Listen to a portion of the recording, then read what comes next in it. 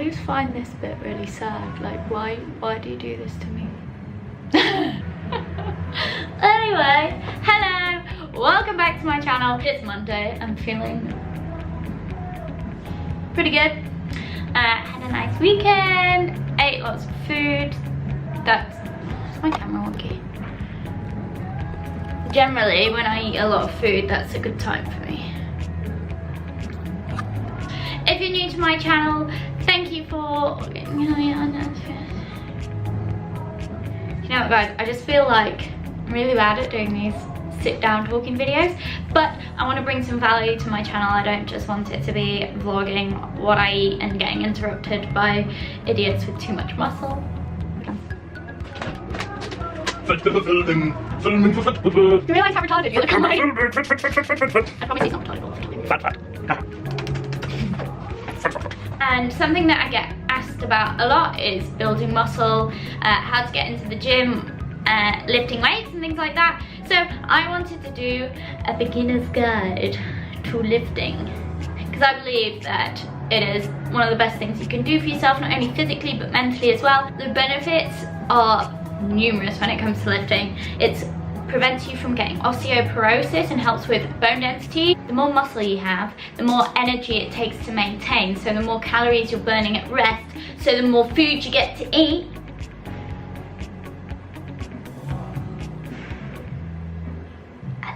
It's good for your confidence, it makes you feel amazing, you feel disciplined, you feel accomplished, you feel like you're making progress every week when you're adding weights onto your lifts. Makes you into a strong, independent woman. You don't need no man. But sometimes having one is nice. Mine brings me coffee on a morning. I also want to abolish some of the myths that lifting has around it, the stigma about females lifting. Females do not have the amount of testosterone in their body required for building large amounts of muscle. We simply, no matter how hard we slave in the gym, there's only so much muscle you're going to build, and it's not going to make you look massive or manly or bulky at all. The females that you do see that look manly and massive and bulking are on PEDs, performance enhancing drugs, okay? They are not natural. If you are a normal woman, female, you're just gonna look womanly. For me, for instance, I naturally don't have a curvy body, and I found that since I've been lifting, it's given me a bit more shape. Like, I have a bit more of a butt, I have a wider back, which makes me look like I've got a smaller waist. My bum's still not as big as it would like to be, but I feel much more curvy for it. You want to be toned, right? What is toned? Toned is more muscle mass and lower body fat. A common misconception that I'd like to address in this video is that in order to lose weight, you need to be doing hours and hours of cardio. That is not true.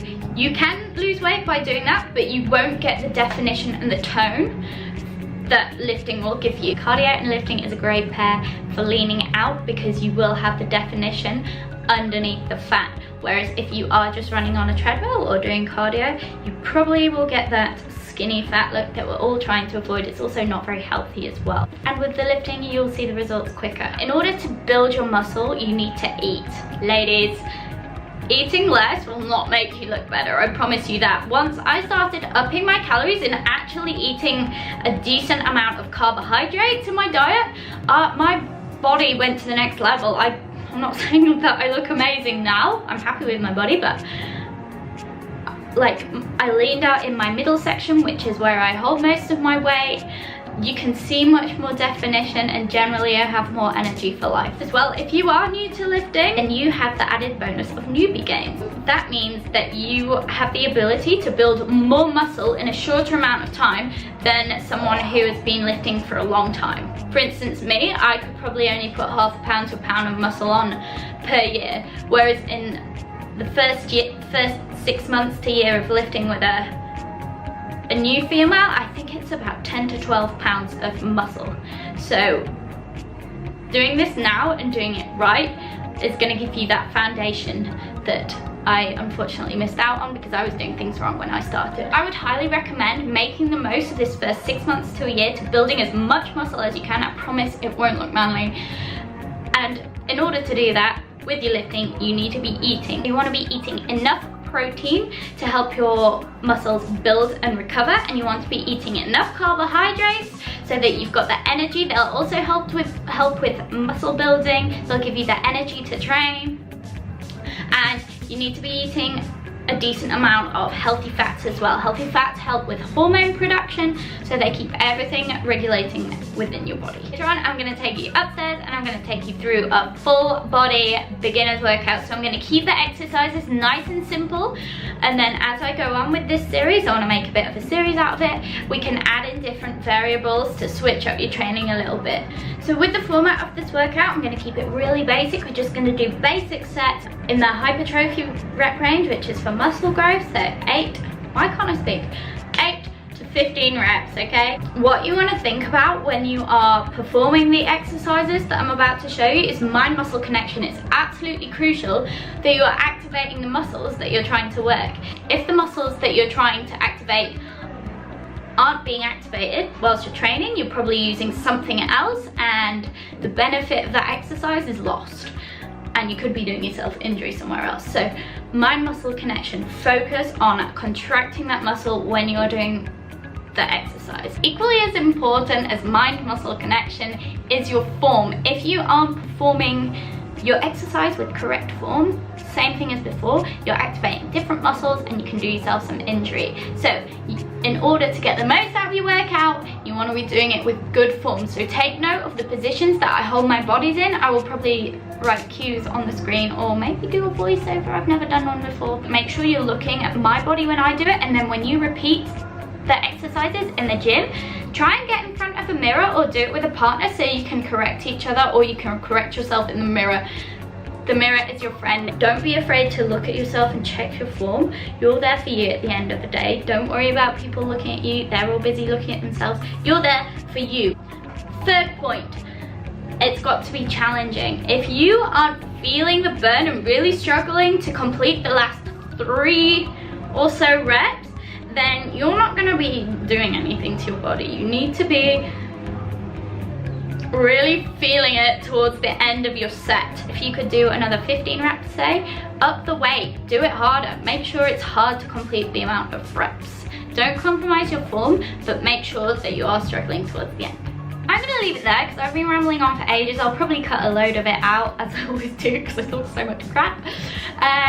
And in the next clip, I will take you through a full body, basic lifters workout. The first exercise we're going to do is going to be for your legs. It's called the Romanian deadlift. This is primarily using your glutes and your hamstrings.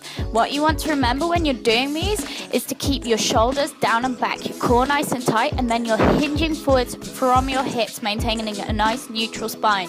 You never ever want to be humping or arching your back in this sort of position. Once you get to the bottom of the rep, you want to think about pushing through your heels, squeezing your glutes and pushing your hips forwards. With these, you also want to make sure that you just go as far down as you can so that you can feel a nice stretch in your hamstrings. After we've completed these, we're going to move on to some walking lunges with dumbbells in your hands. As you can see here, I'm just showing you the position that you want to be in when you are lunging. So you want your front leg to be at a right angle. You don't want your knee to ever come in front of your toe. And when you walk forwards, you want to think about pushing through the front heel. You don't want to be pushing off the ball of your foot, because that's going to activate your quads over your glutes and your hamstrings.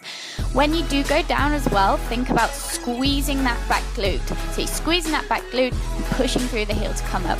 Again, with this, it's imperative that you keep your shoulders down and back and your core nice and tight. That's going to help with your balance. We're now going to move on to our upper body, starting with the seated row. This is great for strengthening your back, especially if you get back pains or you've got rounded shoulders. What you want to think about doing is starting with your shoulders retracted, and when you pull the cable in towards yourself, you're going to squeeze your shoulder blades together at the back. Make sure as well that you're pushing your shoulders down away from your ears and you're keeping your core nice and tight, keeping your spine in a nice neutral position. I don't want to see any arches in your back there.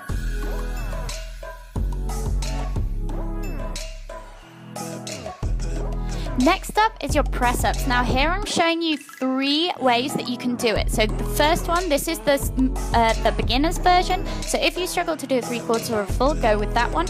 You want to have your knees directly under your hips and your wrists directly under your shoulders. So you're in a box position, and then you're going to lower your chest in between your hands. The second one is the 3/4 press up. So you're just going to drop your hips slightly and push your knees a little bit further back. And it's the same thing.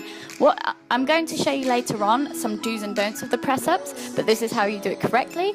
And then if you can, you're going to try and do the full press ups.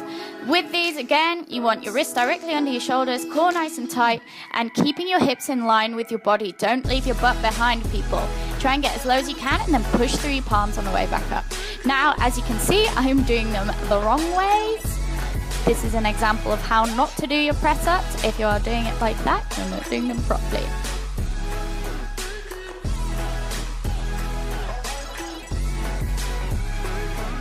Now that we've covered all the larger muscle groups in the body, we're going to finish off with some arms and some shoulders. So this first exercise is a tricep extension. You can also do this with the rope attachment. You want to make sure that you've locked your shoulders down and back, you've got your core nice and tight, and you're only moving from your forearm. I don't want to see your upper arm moving at all. Also, with your mind muscle connection, think about contracting the tricep when you are pushing down. One thing that people tend to do when they do get tired with these is their shoulders come forwards and they start to round their upper back. Make sure that you are keeping your shoulders down and back throughout the whole movement, otherwise you're going to be working a different body part and that's not going to be beneficial for you. Next up, we're going to work with the opposing muscle to the tricep, that's the bicep. This movement is pretty much the same, but you are working the opposite muscle to the tricep. So same form applies, but just think about squeezing that bicep at the top of the movement and then squeezing the tricep at the bottom, so you're getting a full range of movement there. Again, with this, don't get carried away swinging your body. It's not a full body movement. It's just an isolation of one muscle. And last but no means least, we've got the Bradford press. This is my favorite exercise for the shoulders. What you want to think about doing is start with the bar at chest height, and then you're going to push up through your palm, take it just over the top of your head. You don't want to fully extend your elbows to the back of your head, and then you're going to push through your palms, engaging your back, and bring it forwards again. I'm showing you from a few different positions so you can see how my posture is. I'm not arching my back or tensing my shoulders. I'm not bringing them up towards my ears. I'm pushing them down as I'm pushing the bar. Again, you want to keep your core nice and tight and keep your form as strict as possible. These burn, guys, but they're so good for your shoulders.